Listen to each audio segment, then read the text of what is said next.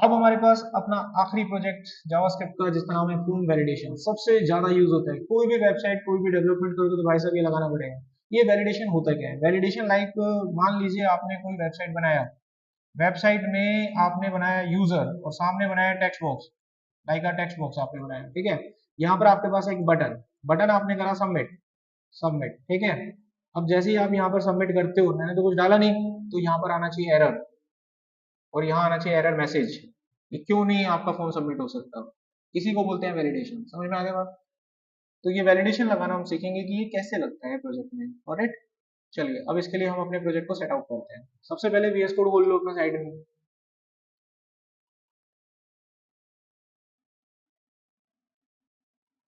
तो हमें सीएसएस लिखना होगा तो सीएसएस की फाइल पहले बनाओ, और स्क्रिप्ट बनानी होगी तो स्क्रिप्ट की फाइल बनाओ।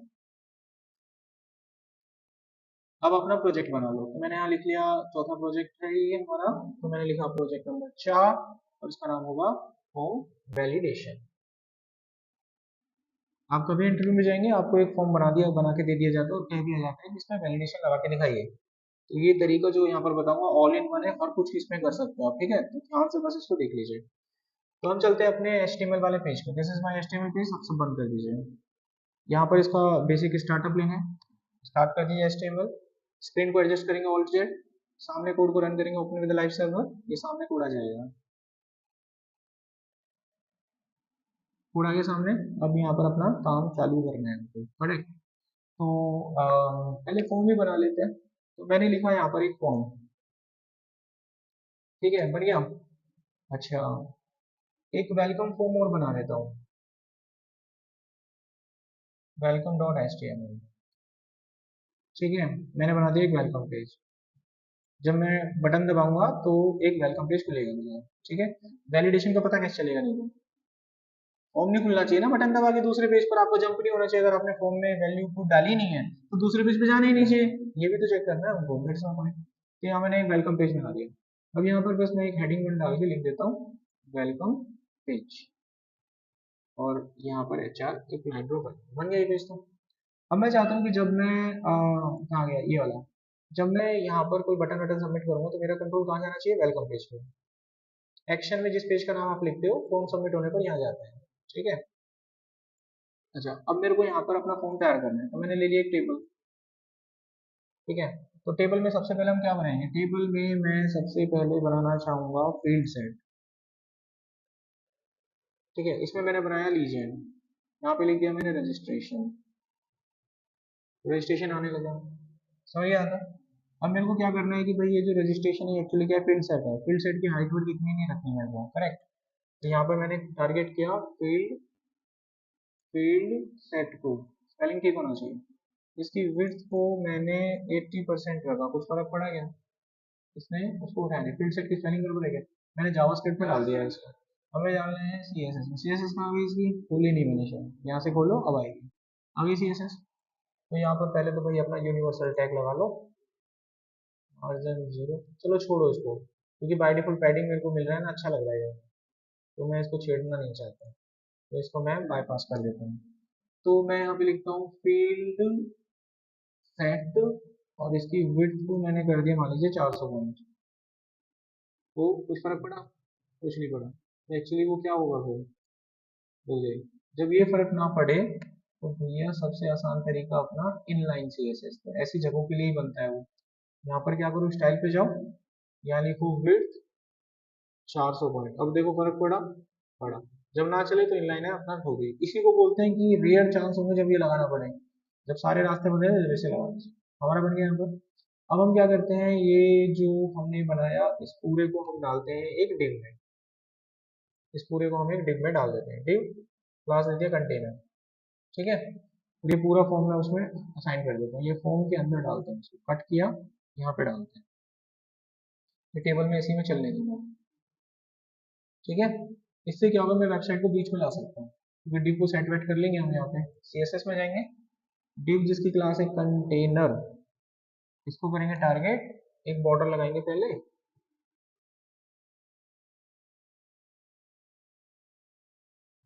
बॉर्डर लगेगा। अब भी बॉर्डर लग नहीं रहा है, ये तो इस पे अप्लाई नहीं हुआ क्या? डॉट CSS एक बार देखो यार, कनेक्टेड ही नहीं करा मैंने, चलेगा कहाँ से यार, मतलब ये भी चल जाएगा फिर मेरा।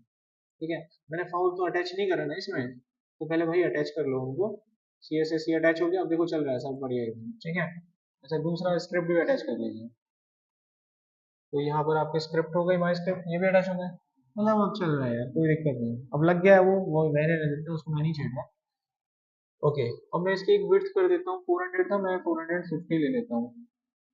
ओके, मार्जिन देता हूँ ऊपर से 50 पॉइंट का, और यहाँ से ऑटो, ऐसे देखिए फोन एकदम बीच में आ जाता है। That is the way. ठीक है, मेरे को बॉर्डर की जरूरत नहीं है, वो तो वैसे ही दिखाने के लिए था ना, जीरो कर दो। अब इसके अंदर हम अपना फॉर्म जो है डिजाइन करना चालू करते हैं। अपने जाएंगे प्रोजेक्ट में यहाँ पर। ठीक है, फील्ड सेट के अंदर यहाँ पर, अब यहाँ पर हम अपना फील्ड सेट के अंदर काम करेंगे इस जगह पर। तो ये जो पहली वाली रिकॉर्ड में बनाऊंगा, ये यूजर नेम के लिए बना रहा हूँ। तो यहाँ पर मैं पहली रो बनाऊंगा, इसमें मैं 3 कॉलम बनाऊंगा। पहले कॉलम में एक लेबल लूंगा, लेबल में मैं लिखूंगा यूजर नेम, तो देखिए वहां पर यूजर नेम आ जाएगा। ठीक है, अब ये यूजर नेम बाहर जा रहा है, इसका मतलब लीजेंड के अंदर जाएगा। ये कहाँ जाएगा? लीजेंड के अंदर, क्योंकि बाहर नहीं जाना चाहिए फील्ड सेट से। लेकिन लीजेंड के अंदर तो नहीं जाएगा, ये जाना तो बाहर ही चाहिए। चेकआउट करते हैं, ये कहाँ पर गड़बड़ कर रहा है। टेबल को इसके, टेबल के इसके अंदर बाहर जा रहा है रो, अच्छा टेबल को इसके अंदर बना दीजिए। ठीक है, यहाँ पे बना दीजिए, ऐसा कुछ लगे ना तो टेबल को इसके अंदर बनाइए। अभी अंदर आ जाएगा वो, कट कीजिए, और ये फील्ड सेट के अंदर होना चाहिए। हो गया कंप्लीट। अब पूरे डाटा को कैसे फॉर्मेट करते हैं, आगे पीछे हो जाए ये टैग वगैरह, राइट क्लिक करिएगा, यहाँ पे फॉर्मेट सिलेक्शन, पूरा एकदम डिजाइन में आ जाएगा, देखो सारा अलाइन हो जाता है। ठीक है, तो हमने पहला कॉलम बना लिया यहाँ पर, अब बगल में बनाएंगे टेक्स्ट बॉक्स। ठीक है, तो यहाँ पर इनपुट और ये टेक्स्ट, बनिए टेक्स्ट बॉक्स। इसको मैं नाम दे दूंगा यूजर नेम। कितना समझ में आ गया? अब एक तीसरा कॉलम है, वहां पर स्टार का एरर मैसेज प्रिंट कराएंगे। तो यहाँ पर एक कोड बनाया मैंने स्पैम, जिसको मैंने ID they the, ID they the user name error के नाम से। अभी ये क्या है, खाली है। ठीक है, अभी ये खाली, इतना समझ में आ गया। अब हम लेंगे यहाँ पर टेबल में एक बटन, यहाँ पे बटन बनाएंगे जो कि सबमिट बटन होगा। ये मैंने लिया रो, इसमें लिए मैंने 3 कॉलम, बीच वाले कॉलम में बटन बनेगा। यहाँ लिखा इनपुट सबमिट, बन गया सबमिट बटन। यहाँ पर वैल्यू मैंने लिख दी सबमिट, तो एक सबमिट बटन तैयार हो गया। अब मैं चाहता हूँ कि जब ये बटन दबे तो मेरी स्क्रिप्ट रन हो, बटन दबे तो मेरी स्क्रिप्ट रन हो, वो स्क्रिप्ट चेक करे ये टेक्स्ट बॉक्स खाली है कि नहीं है। अगर ये टेक्स्ट बॉक्स खाली हो तो मेरा फॉर्म सबमिट ना हो। तो इस बटन को मैं अपने फॉर्म तक पहुंचाऊंगा कि मैं अपने फॉर्म का ये सबमिट बटन फायर करने वाला हूं। तो ये इंफॉर्मेशन मैं फॉर्म तक पहुंचाऊंगा। तो उसके लिए एक इवेंट होता है, उसका नाम होता है ऑन सबमिट। समझ आ गया? ऑन सबमिट होने पर ये बटन कॉल होगा। अब इसके कॉल होने पर मैं जावास्क्रिप्ट की एक स्क्रिप्ट बना के कॉल कर लूंगा। और वो जावास्क्रिप्ट की स्क्रिप्ट कहाँ बनेगी? यहाँ पे बनेगी। तो यहाँ पर मैं एक स्क्रिप्ट बनाता हूँ, इसका नाम मैं रख दूंगा वैलिडेशन। ठीक है, यहाँ पर हम एक वेरिएबल बनाएंगे यूजर नेम के नाम से, इसके इनिशियल वैल्यू को मैं खाली रखूंगा अपने पास। यहाँ पर हम यूजर नेम की वैल्यू को उठाएंगे टेक्स्ट बॉक्स से। यहाँ पर उठाने के लिए मैं लिखूंगा document dot gate element by ID, और उसका नाम मैंने यूजर नेम रखा था, और उसकी वैल्यू को हम वहां से उठा लेंगे। तो टेक्स्ट बॉक्स से जो भी वैल्यू वहां पर होगी, ये मुझे डॉट वैल्यू, ये मुझे यहाँ पर मिल जाएगी। अब हम इसको चेक करेंगे इफ एल्स के अंदर कि आपने वैल्यू डाली है कि नहीं डाली है। अगर आपने वैल्यू डाली होगी तो यूजर नेम में कुछ ना कुछ आएगा। अगर आपने टेक्स्ट बॉक्स में कुछ नहीं डाला होगा तो यूजर नेम की वैल्यू ब्लैंक हो जाएगी, या फिर नल हो जाएगी, कुछ भी हो जाए, चाहे दोनों में से कोई तो ट्रू होगा। तो इस केस को ट्रू माना जाएगा, और इस केस को माना जाएगा कि आपने टेक्स्ट बॉक्स में कुछ नहीं डाला। तो हम यहाँ पर इसके बगल में मैंने एक आईडी ली हुई है स्पैन करके, document dot gate element by ID, उसके बगल में स्पैन बनाया हुआ था, उसको मैंने एक आईडी दी थी, याद करो।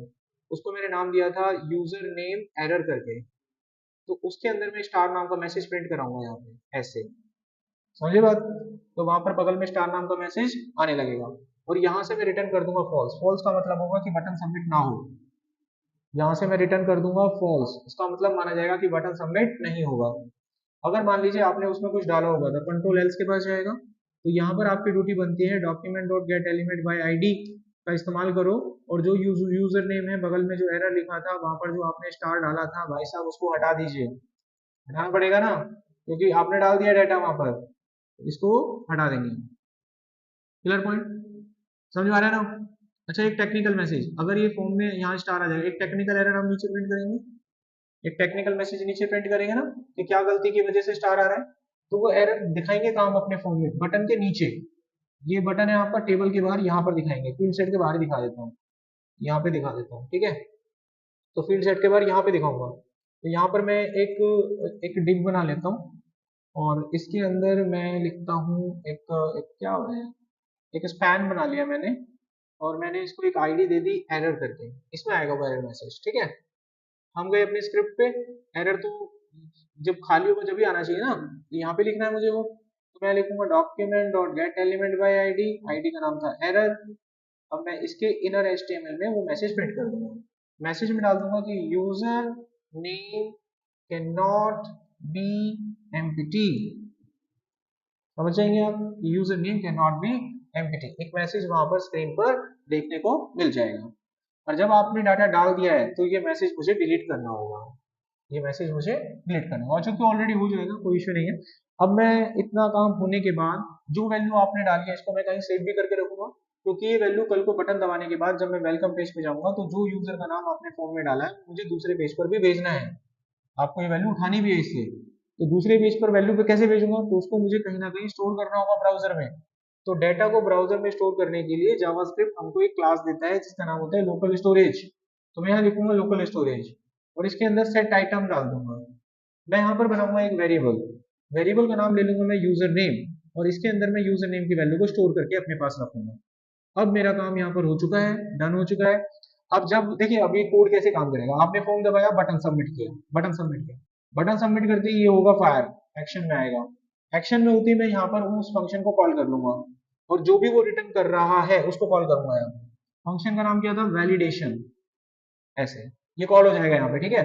अच्छा, मान लीजिए आपने टेक्स्ट बॉक्स में कुछ नहीं डाला, स्क्रिप्ट क्या कहेगी, भैया कुछ नहीं डाला, ये कोड रन हो जाएगा। जैसे ही कोड रन होगा उसके बगल में स्टार आ जाएगा और नीचे आ जाएगा मैसेज, यहाँ बगल में स्टार आएगा नीचे मैसेज आएगा, और ये रिटर्न करेगा फॉल्स। जैसे ही रिटर्न फॉल्स करेगा तो यहाँ पर हिट होगा फॉल्स, फॉल्स जब आता है तो एक्शन मेथड रन नहीं होता, और जब एक्शन मेथड रन नहीं होगा तो वेलकम पेज नहीं चलेगा। ये देखो, एक मिनट लगा, कोई कोई दिक्कत नहीं है अगर आप नॉलेजेबल हैं। अभी मैं डाटा डाल दूं, अभी भागेगा ये। और मैं आपको वो वैल्यू भी यहाँ दिखा देता हूँ कि कैसे आती है। हमने यहाँ बनाया हुआ है एक वेलकम पेज, अब वो वैल्यू मेरे को यहाँ पे दिखानी है, करेक्ट। तो वैल्यू वैल्यू को यहाँ पर दिखाने के लिए मैं क्या करूंगा, मैंने लिया एक डिव, यहाँ पे दिखाया मैंने यूजर नेम, यहाँ मैंने बनाया एक स्पैन, इसका नाम मैंने लिखा आईडी दे देते हैं यू नेम के नाम से, नाउ करेक्ट। अब मैं जावास्क्रिप्ट यहाँ पे कॉल कर दूंगा, स्क्रिप्ट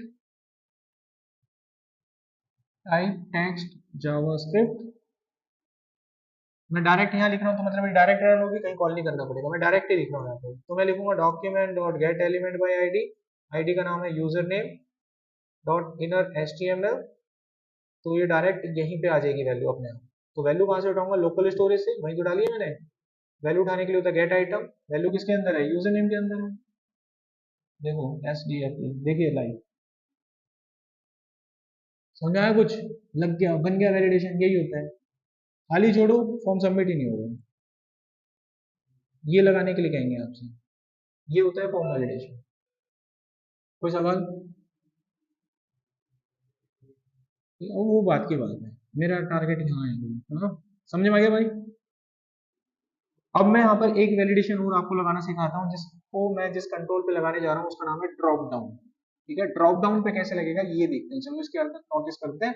तो यहाँ पर मैंने बनाया एक कॉलम नया जिसका नाम होगा सिटी, ठीक है भाई। मैंने बनाई एक रो, तीन ले लिए कॉलम, इसमें मैंने लिखा लेबल, यहाँ पे डाल दिया मैंने सिटी, आ गया भाई। अब यहाँ बनेगा एक drop down list, drop down list कैसे बनता है, सिलेक्ट से बनता है, आ गया भाई यहाँ पे। अच्छा हम पहुंचे यहाँ पे इस जगह पर, ओके। यहाँ मैंने बना दिया ऑप्शन, ऑप्शन मैंने बना दिया मान लीजिए चार, आ गए। इनकी पहले की वैल्यू खाली रखी, दूसरे की वैल्यू मैंने रखी मुंबई, अगले में मैंने डाला गुड़गांव, अगले में मैंने डाला दिल्ली। अब यही सेम वैल्यू मैंने यहाँ पर इनके बगल में लिख देनी है, मुंबई, देखो ड्रॉप डाउन लिस्ट बन रहा है वहाँ पे, बन रहा है ना। यहाँ पे मैंने लिख देना है गुड़गांव, और यहाँ पे मेरे को लिख देना है दिल्ली, ठीक है। थोड़ा आपको डाटा अच्छे से दिखे, इसको थोड़ा छोटा कर सकते हैं, इसको थोड़ा बड़ा कर सकते हैं, आपको थोड़ा अच्छे से दिखे, ओके। फॉर्म तो जब भी हमारे इतने में चल जाएगा ना, कोई टेंशन नहीं है ना भाई। आगे अच्छा यहाँ पर मैं लिख देता हूँ एक ऑप्शन, जैसे कि सिलेक्ट सिटी करके एक ऑप्शन आ रहा होगा, करेक्ट। आगे आपके पास अच्छा इसकी विड्थ को थोड़ा बड़ा करना है तो स्टाइल पे जाएंगे, विड्थ को हम यहाँ पर 180 पॉइंट कर देंगे तो अपने आप से ही बड़ा हो जाएगा। ठीक है भाई, ये भी हमने बड़ा कर दिया। बोर्ड सेट करना है तो भैया छोटे मोटे कोऑर्डिनेशन है 78 76 75 पे लगा लेना, अपने आप मामला सेट हो जाएगा। ठीक है, मुझे लगता है 76 पे सेट होगा, 77 हो गया। ओके डन हो गया यहाँ पे। तो ड्रॉप डाउन लिस्ट हमारे पास आ रहा है। अब मान लीजिए मैं बटन सबमिट करूँ तो ठीक है भाई, मैंने कुछ लिख दिया तो सबमिट क्यों हो रहा है, मैंने तो सिटी सिलेक्ट नहीं करी ना। ये कह रहा हूँ मैं आपसे कि हाउ टू डू। अब ये काम हम कैसे करें, यहाँ तक बन गया। एरर मैसेज इसके बगल में आना चाहिए, एक स्पैन बना दिया, आईडी दे दी सिटी एरर के नाम से। ओके भाई, अब क्या करना है हमें, हमें जाके स्क्रिप्ट लिखनी है। अब स्क्रिप्ट किसके लिए लिखनी है, सिटी के लिए। तो ये स्क्रिप्ट किसके लिए थी, यूजर नेम के लिए, ऐसे हिंट बना लिया तो वो ये होगी सिटी के लिए। करेंगे क्या, पूरा कोड कॉपी कर लो, कर लिया, वेरिएबल चेंज हो जाएगा, वैल्यू जिस कंट्रोल से उठा के लाऊं उसकी आईडी बताओ क्या है, आईडी दे देते हैं उसको। ये जो कंट्रोल था इसको आईडी मैंने दे दी सिटी,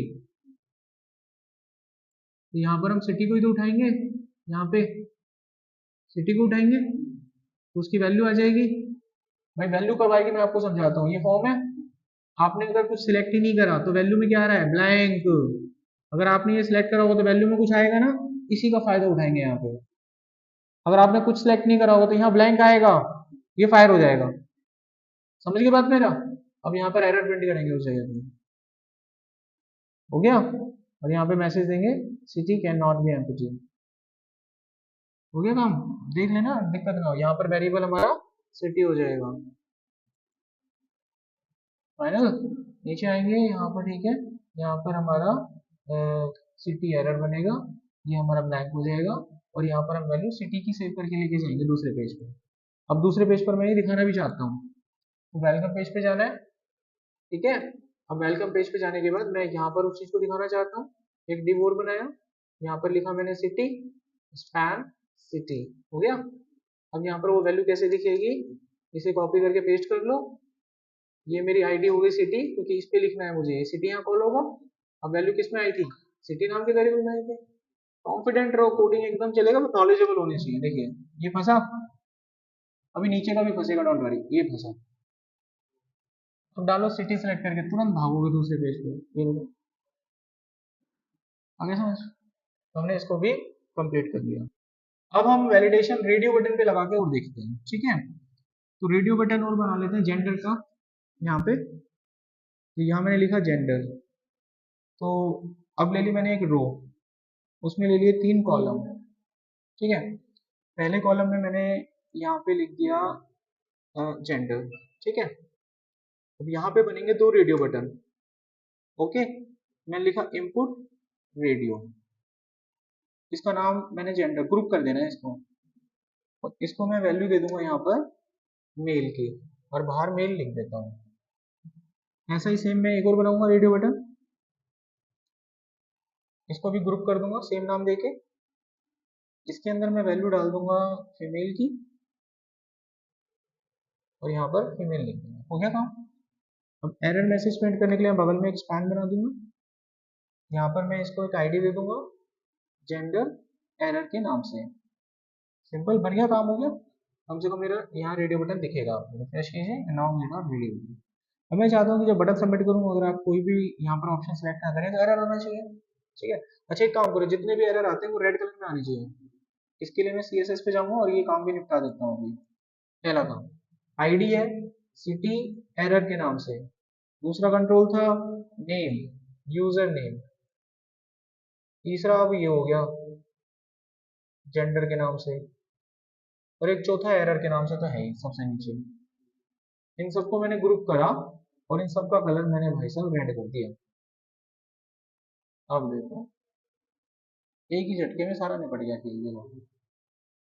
है ना। अब मैं यहाँ सेलेक्ट करके दबा दूंगा तो भाग जाऊंगा आगे, क्योंकि इस पे लग नहीं रहा है वैलिडेशन, इस पे और लगा रहे हैं, करेक्ट।